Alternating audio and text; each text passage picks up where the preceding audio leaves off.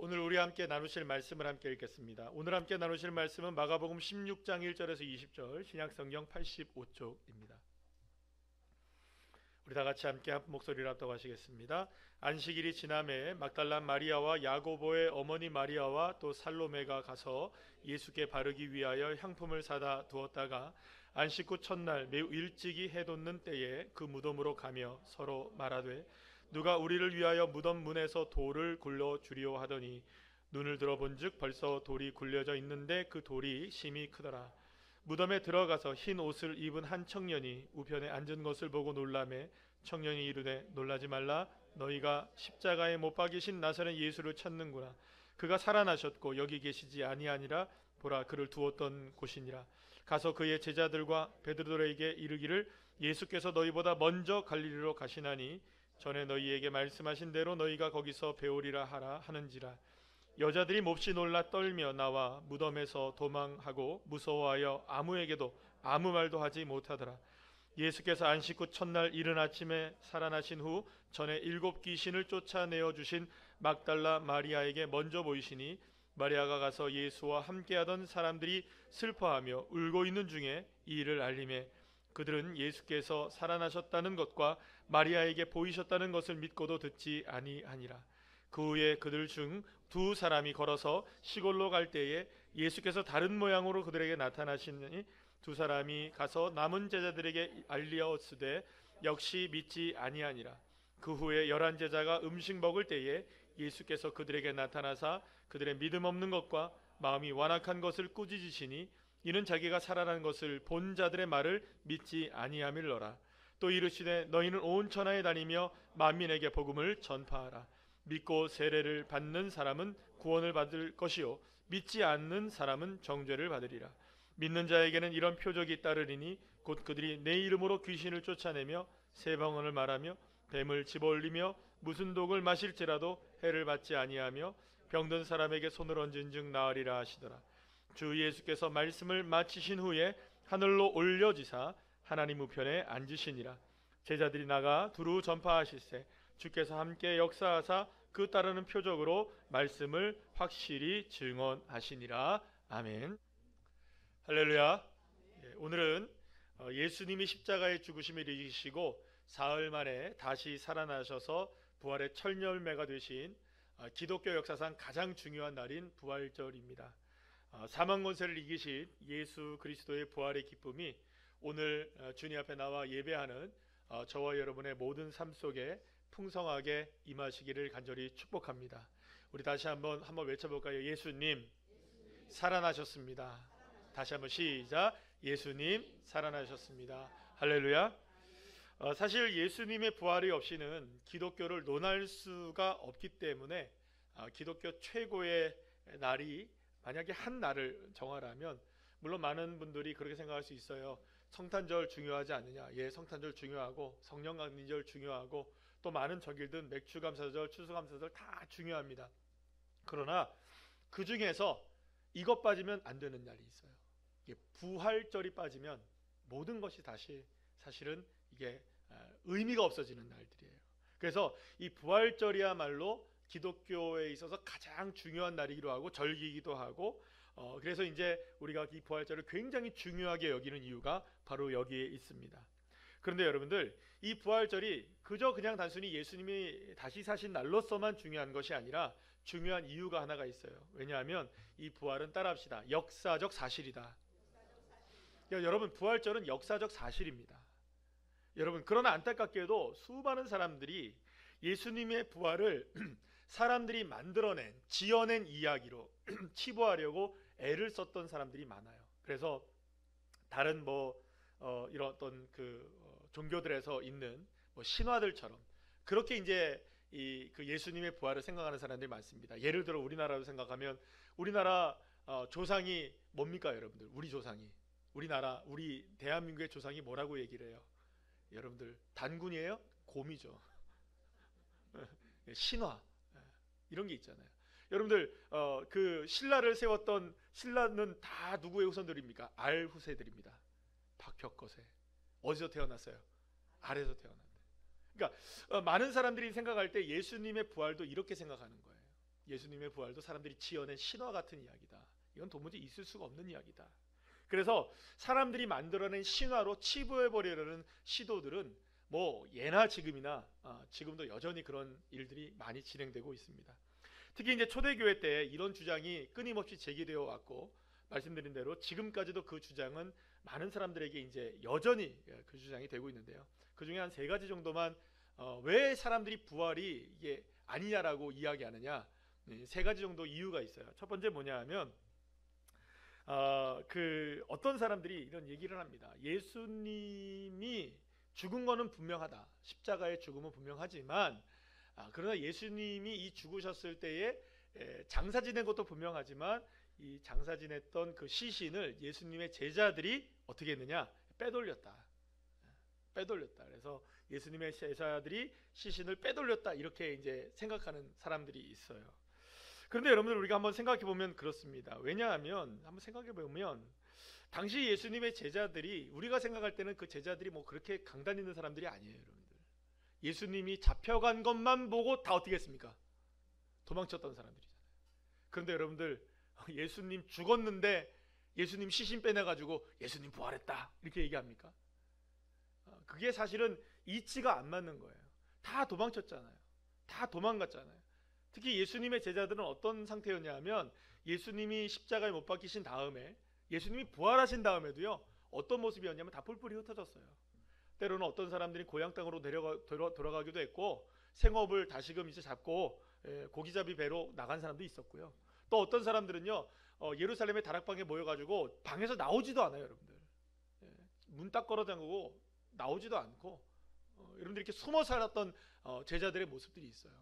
근데 여러분, 이 제자들이 정말로 용감하게 병사들이 지키고 있는 그 무덤에 가가지고 예수님의 시신을 빼온다? 여러분, 이 제자들을 너무 과대평가한 겁니다. 이 일이 사실은 일어날 수가 없는 일이에요. 또 어떤 사람들이 이렇게 생각하는 사람이 있어요. 예수님이 완전히 죽은 게 아니다. 완전히 죽은 게 아니다. 왜냐하면 이게 잠깐 쇼크를 받아가지고 잠깐 기절했다가 눈을 떠보니까 어디더라? 무덤 속이더라. 무덤에 그런 얘기가 있어요. 실제로 무덤에 신선한 공기가, 우리는 지금 이렇게 땅에 묻는 거잖아요. 근데 이제 팔레스타인 지역에서는 이제 뭐랄까, 이제 동굴 속에다 이제 집어넣거든요. 그러니까 동굴 속에 있는 신선한 공기가, 프레시한 공기가 사람을 아주 프레시하게 만들어가지고 다시 이제 뭐랄까요, 기력을 되찾아서 거기서 뭐 기력 되찾으려면 여러분 마늘 먹어야죠, 그죠? 뭐 뭘 드셨는지 모르겠어요. 뭐 바카스를 드셨는지, 뱀을 한 마리 잡아주셨는지, 기력을 찾아가지고 거기서 돌을 굴려내고 스스로 나왔다. 실제로 죽은 게 아니라 잠깐 기절했다가 깨어난 거다, 이런 이야기가 있어요. 그런데 여러분들, 잠시 기력을 되찾았다 할지라도 여러분들, 우리가 이해 안 되는 부분들이 있어요. 예수님이 그냥 거기에 들어가신 게 아니에요. 십자가에 못이 다 박히셨어요. 그리고 창에 허리가 찔리셨어요. 그뿐입니까? 온 몸이 다 어떻게 됐어요? 다 채찍에 맞았다고요. 머리에는 가시관이 씌어지고. 그 밤부터 시작해서 그 오후 3시까지 하루 왼종일 거의 24시간을 넘도록 예수님이 그 12시간 이상을 고통을 받으신 예수님이시거든요. 그러면 여러분, 아무리 사람이 회복된다 할지라도, 만약에 정말 살짝 기절했다고 치더라도 그렇게 쉽게 여러분들 돌 굴리고 나올 정도로 그렇게 될까요, 여러분들? 그건 사실은 있을 수가 없는 일이에요. 또 어떤 사람들은 이렇게 얘기를 해요. 예수님의 제자들이 있지도 않은 일을 집단적으로, 이런 뭐랄까요, 예수님의 부활을 믿자라고 집단적 환각에 빠진 거다. 믿자라고 한 거죠. 죽었지만 부활했다고 믿자. 여러분, 이게 우리가 좀 이게 좀 극단적인 분들이 계시잖아요. 예를 들어서 뭐 여러분들 뉴스에 보게 되면 그런 소식들을 가끔 우리가 접하게 됩니다. 뭐냐면 뭐 아이가 죽었는데, 부모님이 돌아가셨는데 시신을 옆에 두고 계속해서 닦아주면서 살아날 것이라고 믿고 있는 그런 이야기들을 여러분 들어본 적 있습니까, 없습니까? 있어요. 그러니까 살아날 것이라고 믿는 거죠. 그러니까 예수님이 죽었지만 아니야, 죽은 거 아니야, 현실을 부정하고 살아난 거야. 우리 살아난 것이라고 믿자. 살아난 것이라고 믿자. 그러니까 이것도 처음에 거랑 마찬가지예요. 여러분들 그렇게 믿음이 없었잖아요, 제자들이. 네. 그런 믿음이 없었거든요. 근데 갑자기 이 믿음이 생겨요, 막. 그리고 또 한 가지 이해 안 되는 것들이 뭐냐면 성경의 증언에 보게 되면 예수님을 정말로 만났던 사람들이 있습니다. 부활한 이후에 예수님을 만났던 사람들이 있어요. 예수님의 제자들을 비롯해서 한꺼번에 고린도전서 보게 되면 고린도전서 15장 말씀을 보게 되면 예수님을 한꺼번에 부활하신 예수님을 한 500명 정도가 보게 됩니다. 여러분 그러면 500명 정도의 입을 다 틀어 막아야 되잖아요, 그죠? 네. 뇌물을 주든 뭘 주든 어떻게든 야 봤다 그래? 몇 명이? 500명이 한꺼번에 본 거예요. 그러면 여러분 생각해 보세요. 이 500명의 말을 맞춘다. 이게 쉬울까요? 어려울까요? 어려워요. 네. 그렇잖아요. 비밀로 해? 비밀 됩니까? 안 됩니까? 너만 알아? 그 순간에 다 아는 거죠. 네. 그러니까 사실은 이게 500명의 목격자들이 분명히 있고 또 많은 목격자들이 있는데 이들이 집단의 환각에 걸리는 상태로 이거를 이렇게 만들었다. 사실은 여러분들 이게 납득이 안 가는 일이에요. 그러면 왜 이렇게 사람들이 이런 이야기들을 지어내는 건가? 이런 이야기들을 왜 하는 것일까? 왜냐하면 사실은 이 그 부활이라는 것을 우리도 믿기가 쉽지가 않아요. 그렇지 않습니까? 여러분 죽은 사람이 살아나는 거 여러분 주변에 본 적이 있습니까? 없습니까? 없어요.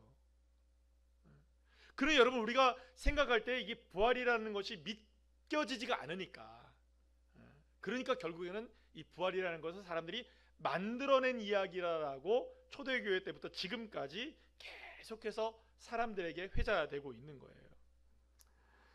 그러니까 여러분 이것이 사실은 이게 어떤 영적인 또 문제가 있냐면 이 사실은 이 사탄이요, 이 마귀가 예수님이 십자가를 지시는 것을 끝까지 방해했을까요, 안 했을까요? 했어요.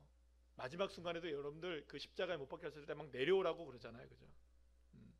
근데 실패했다고요. 실패했다고요. 하나님이 이렇게 우리를 구원하실 줄 몰랐다고요. 이 구원이 이루어진 것이 너무나 놀라운 일이 된 거예요. 그러면 여러분 마귀가 할 수 있는 일이 뭘까요? 사탄이 할 수 있는 일이 딱 한 가지가 남은 거예요. 예수님의 십자가를 막을 수 없었던 이 사탄은 결국에는 우리에게 예수님의 부활도 막지 못했단 말이에요. 그러면 딱 한 가지만 남은 거예요. 부활을 믿지 못하게 하는 거죠. 십자가로 믿지 못하게 하고 부활도 믿지 못하게 하는 거예요. 부활을 믿지 못하면 여러분들 모두 믿지 못하는 겁니까? 결국엔 십자가도 믿지 못하게 되는 겁니다. 그래서 부활을 믿지 못하게 만들어요. 이게 과학적이지 않다. 이거는 뭐 신화다. 이런 여러 가지 이야기들로 인하여서 부활을 믿지 못하게 하는 일들이 있게 되었다는 거예요. 그래서 여러분들 우리가 한 가지 분명한 것이 있어요. 그래서 부활이라는 것은요, 예수 그리스도의 이 부활은요 오직 믿음으로만 믿을 수 있는 거예요. 만약 예수님의 부활이 믿어지지 않는다면 그 이유는요, 예수님이 부활하신 것이 믿어지지 않아서가 아니라 예수님을 못 믿으면 여러분 예수님의 부활도 못 믿는 거예요. 그러니까 예수님의 부활이 못 믿어져서 예수님을 못 믿는 게 아니라 예수님을 못 믿으니 예수님의 부활을 못 믿는 거죠. 말을 똑바로 하셔야 돼요. 생각을 똑바로 하셔야 돼요. 그러니까 예수님의 부활을 난 못 믿으니 난 예수님을 못 믿어, 이게 아니고 사실은 예수님을 안 믿는 거죠. 그러니 예수님의 부활도 못 믿는 거죠.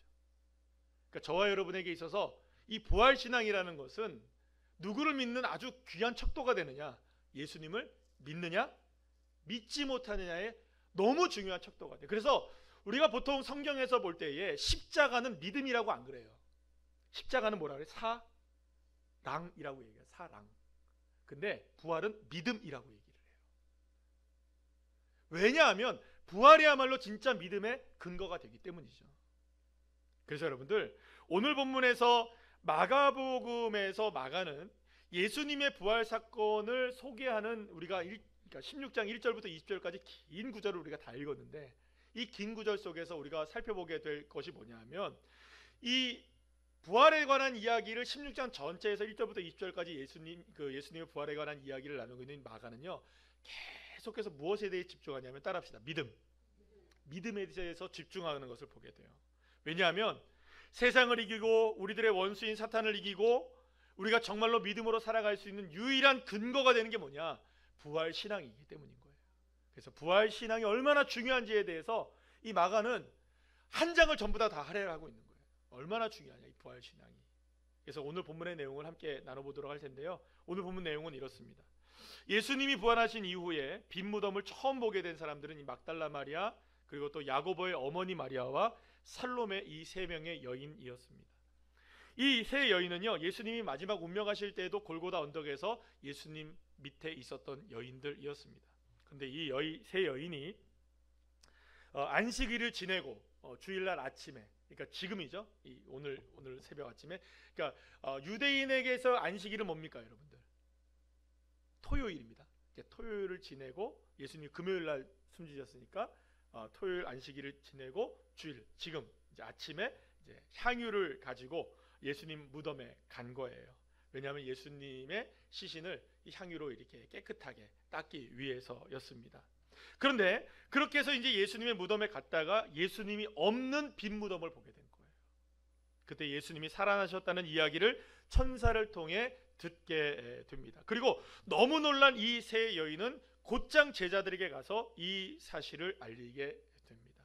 하지만 예수님이 살아나셨다는 이 소식을 전해 들은 제자들은 이 여인의 말을 믿습니까? 믿지 못합니까? 믿지 못해요. 우리 11절 말씀을 보면 믿지 못해요. 그렇다면 여러분, 제자들은 왜 예수님의 말씀을 믿지 못했던 것일까? 왜 믿지 못했던 것일까? 자, 오늘 11절부터 17절까지의 말씀의 내용을 자세하게 우리가 살펴보게 되면 계속해서 믿음이라는 단어가 반복되어져 나오게 됩니다. 여러분들 11절 말씀 보세요. 제자들은 예수님의 부활에 대한 소식을 믿었습니까? 믿지 못합니까?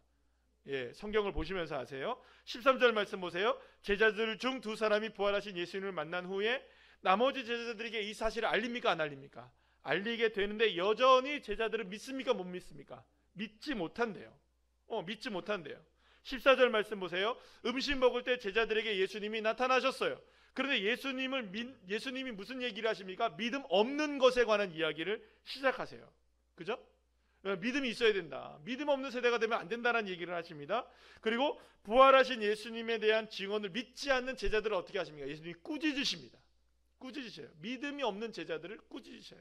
또 16절 말씀 보세요. 예수님이 정확하게 얘기하십니다. 믿고 세례를 받으면 무엇을 받는다? 구원을 받는다. 믿어야 구원을 받는다. 믿어야. 그리고 17절, 그리고 믿지 않는 사람들은 뭘 받는다? 정죄를 받는다. 정죄를. 믿음이 굉장히 중요하다는 사실을 예수님이 계속 말씀하십니다. 자, 17절 말씀에서는 이런 얘기도 하십니다. 믿는 자에게는 무엇이 나타난다? 표적이 따를 것이다. 믿는 자에게는 표적이 따를 것이다. 그러면 여러분, 예수님의 부활을 기록한 마가복음의 마지막 16장의 내용을 전체적으로 보게 되면 계속해서 무엇에 대한 이야기를 합니까? 믿음에 대한 초점을 잃지 않고 있는 걸 보게 돼요. 그렇다면 마가는 왜 예수님이 부활하신 이후에 계속해서 믿음에 대해서 강조하면서 계속해서 믿음 없으면 안 된다, 믿음이 없으면 안 된다, 믿어야 한다, 믿음이 있으면 이렇게 된다, 계속 예수님이 믿음에 관한 이야기를 계속 이렇게 하고 있다는 것을 전하고 있는 것일까요? 여러분 생각해 보시면 오히려 예수님이 살아나셨다는 증거들을 좀 나열해 주면 좀 더 좋잖아요. 그죠? 그러면 예수님의 부활이 더 확실해지지 않을까요? 예를 들어 어떤 사람이 누구를 만났는데 그 사람의 이름 딱 적어놓고 사인 받아놓고, 그죠? 예수님이 부활하셨다는 증거가 될 수 있을 만한 증거들을 좀 나열해 놓으면 사람들이 뭐 시신 빼돌렸다, 이랬다 저랬다, 뭐 환각에 걸렸다, 뭐 잠깐 동안 기절했다 살아났다, 뭐 이런 엉터리 얘기를 하지는 않을 거 아니에요. 차라리 증거들을 좀 이렇게 제시해주고 누구누구 만났는데 누구누구 이때는 이렇게 갔고, 그리고 차라리 예수님이 만났던 사람들 이런저런 모습들을 좀 정확하게 좀 더 얘기해주면 제자들뿐만 만난 것이 아니라 실제로 예수님이 어떤 일을 했는지에 대한 부분들을 이렇게 좀 나열해줬으면 훨씬 더 부활을 믿기가 쉬웠을까요? 어려웠을까요? 정말 그랬을까요, 여러분? 어쨌든 생각하면 그게 훨씬 더 나은 방법일 수도 있어요. 그런데 여러분들, 예수님의 부활에 대해서 마가는 의도적으로 그런 이야기를 하지 않습니다. 오히려 여러분들 믿음에 대해서만 강조합니다. 따라합시다. 믿음.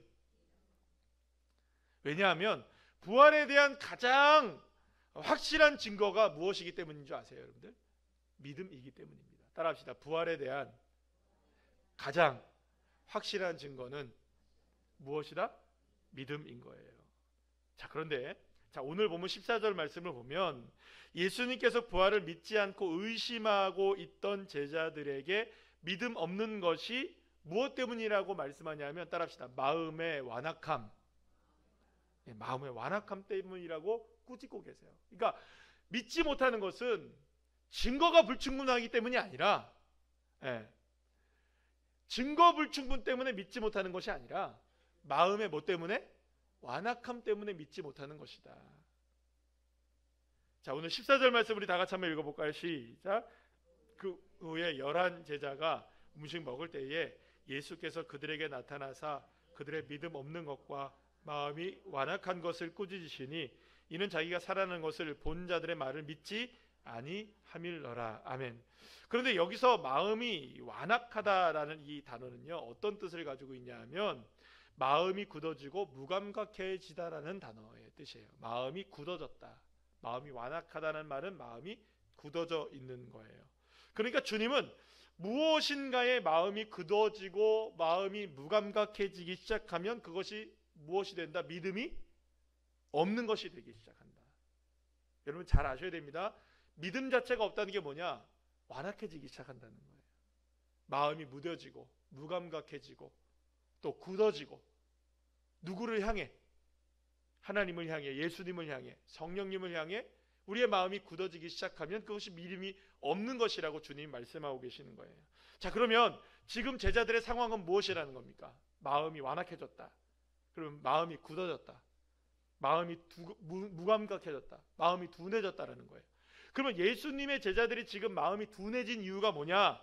왜 예수님의 제자들의 마음은 무감각해지고 굳어지게 되었던 것일까요? 자, 그런데 이 마음이 굳어진 마음에 대한 이 부분이 성경에 나오는 부분이 있어요. 에스겔서의 말씀에 보면 이 굳어진 마음에 대한 이야기가 나오게 되는데, 에스겔 36장 우리 26절부터 28절까지의 말씀을 함께 다 같이 읽어볼까요? 시작. 또 새 영을 너희 속에 두고 새 마음을 너희에게 주되 너희 육신에서 굳은 마음을 제거하고 부드러운 마음을 줄 것이며 또 내 영을 너희 속에 두어 너희로 내 율례를 행하게 하리니 너희가 내 규례를 지켜 행할지라. 내가 너희 조상들에게 준 땅에서 너희가 거주하면서 내 백성이 되고 나는 너희 하나님이 되리라. 아멘. 에스겔 선지자를 통해서 하나님은요, 이스라엘 백성들을 향한 하나님의 비전이 무엇인지에 대한 부분들을 이야기해 주십니다. 자, 그런데 이것은 어떤 거냐면 이미 이제 이스라엘 백성들을 향한 비전이 무엇인지를 레위기에서 하나님이 이렇게 약속하신 바가 있었어요. 레위기 26장 12절 말씀 한번 볼까요? 시작. 나는 너희 중에 행하여 너희의 하나님이 되고 너희는 내 백성이 될 것이니라. 아멘. 에스겔서 36장 38절 마지막에서도 마찬가지로 그 얘기를 하고 있는 거예요. 내 백성이 되고 나는 너희의 하나님이 될 것이다. 그러니까 하나님의 꿈이 바로 이거란 거예요. 하나님의 비전이 뭐냐? 하나님이 이루시기를 원하시는 게 뭐냐? 나는 너희의 하나님이 되고 너희는 나의 백성이 될 것이다. 너는 내 백성이 될 것이다. 그래서 여러분들, 이게 우리와 함께 하시는 하나님, 이걸 우리가 네 글자로 뭐라고 부르죠? 임마누엘이라고 부른단 말이에요. 그래서 우리와 하나님이 함께하는 사이가 되어지는 것, 그것이 바로 하나님이 꿈꾸고 계신 가장 놀라운 비전이라고 볼 수가 있어요. 자, 그런데 이렇게 하나님이 우리와 함께 하시기 위해서는 반드시 무엇이 필요하느냐? 굳은 마음이 제거가 되어야 돼요. 완악한 마음이 제거가 되어야 돼요. 굳어진 마음이 제거가 되어야 돼요. 부드러운 마음이 되어야 돼요. 그런데 여러분, 이 부드러운 마음이 돼야만 하는 이유가 뭐냐? 에스겔서는 뭐라고 얘기하느냐? 따라합시다. 영이 임하여야 한다. 그러니까 영이 임해야 하기 때문에 부드러운 마음이 돼야 된다. 예를 들어서 여러분들이 만약에 땅에다가 씨앗을 심으려고 한다면 딱딱한 땅에 심을 수 있습니까? 없습니까? 없잖아요. 어떻게 해야 돼요? 기경해야 되죠. 부드럽게 흙을 갈아야 됩니까? 안 갈아야 됩니까? 갈아야 되는 거예요. 마찬가지로 우리 마음에 영이 임해야 하기 때문에 마음이 부드러워져야 된다는 거예요. 굳은 마음이 제거되어야만 한다는 거예요. 자, 그래야만 우리가 주님과 함께하는 역사가 일어나게 되고 하나님의 함께하시는 임마누엘의 축복이 이루어지게 된다는 것이죠. 자, 그러면 여기서 말하는 영은 무엇일까요? 두 글자로 여기다 뭐만 붙이면 됩니까? 성자만 붙이면 되죠. 따라합시다. 성령. 그래요. 맞아요. 성령님이에요. 성령님이 내 안에 오셔서 내 안에서 주님이 사시게 되는 것, 그래서 언제나 어디서나 주님과 함께 동행하며 사는 임마누엘의 삶이 성령님이 내게 임재함으로 인하여서 이루어지게 되는 거예요. 그런데 굳어진 마음이 부드러워지지 않으면 누가 오실 수 없다는 겁니까? 성령이 오실 수가 없다는 거예요. 그러니까 성령님이 오시려면 반드시 우리의 마음에 굳어져 있던 것들이 풀려져야 되는 거예요. 무감각해져 있었던 것들이 풀려져야 되는 거예요. 믿음이 있어야 된다. 믿음. 이게 믿음이라는 거죠. 그러면 여러분, 성령님이 우리 가운데 거하셔서 임하셔서 임마누엘을 이루시고 우리와 함께 하시는 주님이 되어주시기를 원하시는 그 과정이 이루어지려면 굳은 마음이 제거되어야 하는데, 여전히 제자들이 지금 굳은 마음이 제거되지 않고 마음이 굳어져 있는 거예요. 이유가 뭐예요? 뭘 믿지 못하고 있는 거예요? 예수님의 부활을 믿지 못하고 있는 거예요. 그러니까 이 말은 이런 의미가 되는 겁니다. 성령님이 임재하셔서 우리 마음에 함께 계시는 임마누엘이 이루어지기 위해서는 반드시 예수의 십자가와 부활을 믿어야 한다. 예수님의 십자가와 부활을 믿지 않으면 무엇이 임할 수 없는 겁니까? 성령님이 임할 수 없는 거예요. 그러니까 여러분, 십자가의 은혜는 어떤 은혜이냐? 저와 여러분을 죄인됨에서 구원하신 말로 닿을 수 없는 하나님의 사랑과 은혜임을 믿으시길 바랍니다. 자, 그렇다면 여러분, 부활은 뭡니까? 이 사망 권세를 깨뜨리셔서 저와 여러분 하나님의 새 생명 되게 하시고 하나님의 자녀로 삼아주신, 그리고 그 부활로 인하여서 저와 여러분도 이제 부활의 삶을 살아가게 하시는 예수님의 부활의 첫 열매가 아니십니까? 그러니까 저와 여러분도 이제 새 생명으로 나갈 수 있게 되는 길을 열어주신 거죠. 그리고 이제는 그걸 통하여서 임마누엘의 주님의 성령의 역사가 우리에게 임재할 수 있게 된 거예요. 자, 그런데 여러분, 예수님의 제자들이 지금 못 믿고 있는 거예요. 부활을 못 믿는 거예요. 예수님의 제자들이 지금 부활을 못 믿는 거예요. 그러니 여러분들, 주님이 지금 뭘 주시려고 해도, 주님이 성령님을 이제 주실 때가 됐잖아요. 예수님이 이제 다 사명을 마치셨으니까, 우리와 함께 할 수 있는 모든 근거들을 다 만들어 놓으셨으니까 이제는 뭐 하시면 됩니까? 성령님을 임재하게 하시는 성령의 임재하심의 역사를 허락해 주셔야 될 때가 오는데, 근데 예수님의 제자들이 뭘 못 믿는 겁니까?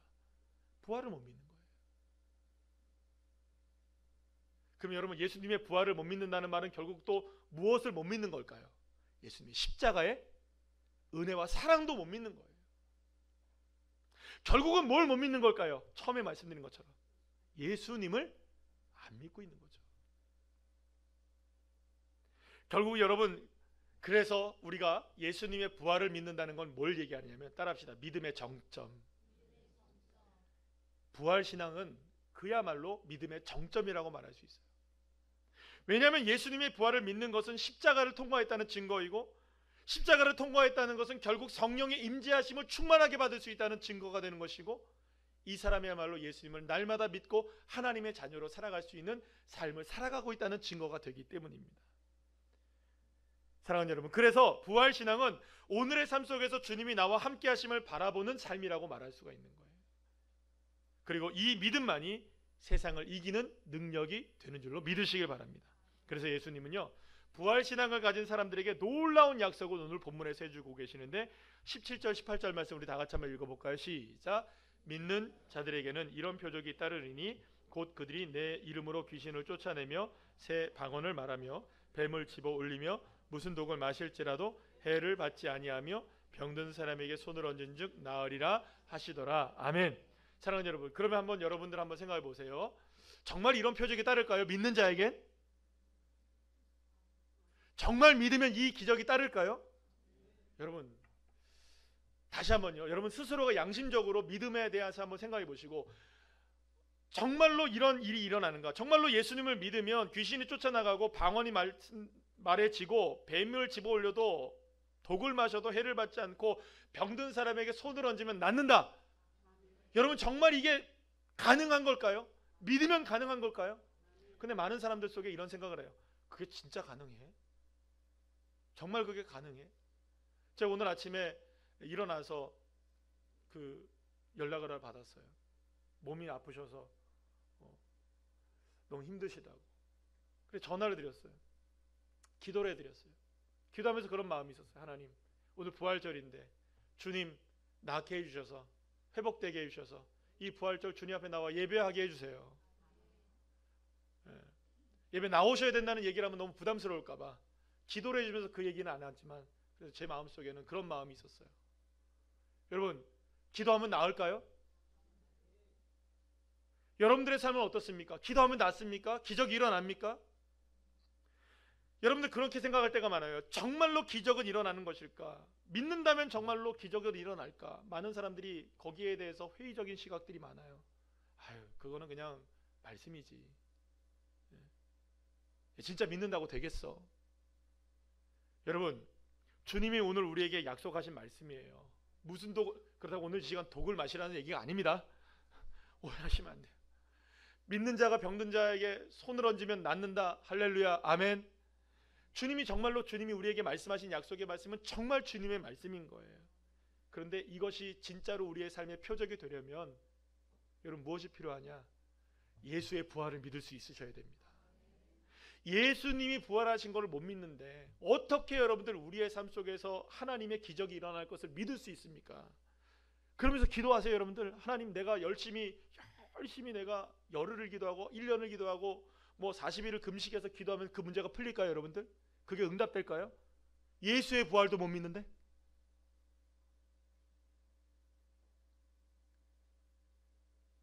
예수의 부활을 믿으셔야 돼요. 그것이 우리의 믿음의 근거가 되셔야 돼요.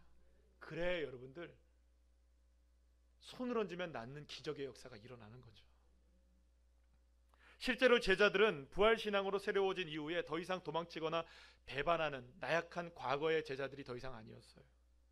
오히려 그들은 목숨을 걸고 복음을 전하는 사도들이 되었고 교회를 세우고 말씀을 선포하고 하나님 나라를 이뤄가고 때로는 예수님처럼 순교를 당하는, 그러나 두려워하지 않고 복음을 전하는 그런 제자들로 세워지게 되었던 겁니다. 오늘 본문 20절 말씀도 이렇게 주님 말씀하십니다. 시작.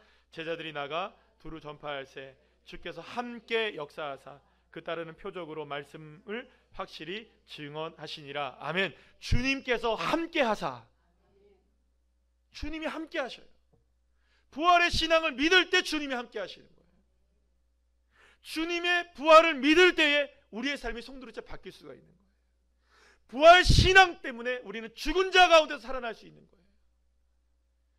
부활 신앙 때문에 여러분들 우리는 승리할 수 있는 것입니다. 그렇다면 부활절을 맞이한 오늘 우리의 믿음은 어떻습니까? 이 부활 신앙으로 여러분들 굳건하게 세워져 있습니까? 사망의 권세조차 굴복시키신 예수님이 나의 예수님이시고 나와 함께 하시는 주님이심을 정말로 여러분들 믿으십니까? 그렇다면 여러분들 이 말씀에 정말로 귀를 기울이셔야 돼요. 예수님이 요한복음 16장 33절에서 이렇게 말씀하십니다. 시작. 이것을 너희에게 이르는 것은 너희로 내 안에서 평안을 누리게 하려 함이라. 세상에서는 너희가 환난을 당하나 담대하라. 내가 세상을 이기었노라. 아멘. 사랑하는 여러분, 어떤 순간을 만난다 할지라도, 때로는 환난을 당하는 상황이 우리에게 펼쳐진다 할지라도, 아픔을 겪는 상황이 펼쳐진다 할지라도 그때가 바로 우리의 신앙이 테스트 받는 때예요. 내가 정말 부활신앙으로 살았었는지, 그저 그냥 예수님을 믿는 척했던 것인지 언제 드러나느냐? 바로 그때 드러나는 거예요. 낙심이 되고 힘겨워지고 소망을 잃어버리는 그 순간 부활신앙, 예수님 죽은 자 가운데서 살아나셨다, 할렐루야, 이 믿음이 나의 믿음이 되어질 때, 세상에서는 너희가 환난을 당하나 담대하라. 내가 이겼다. 그래 너는 평안할 수 있는 거다. 그래서 여러분들, 저와 여러분이 넉넉하게 이 상황 속에서 이길 수 있는 힘이 어디 있느냐?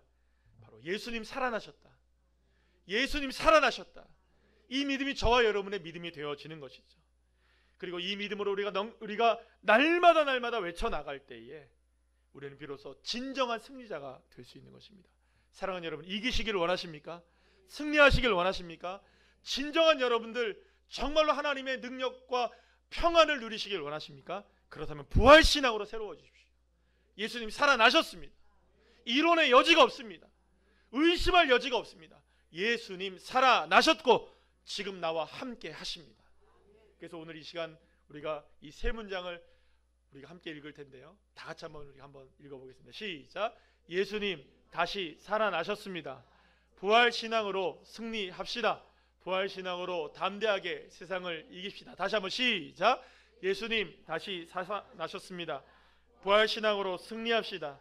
부활신앙으로 담대하게 세상을 이깁시다. 할렐루야. 이 믿음으로 진정한 승리자가 되시는 주의 자녀들 한 분 한 분들 다 되시기를 간절히 축복합니다.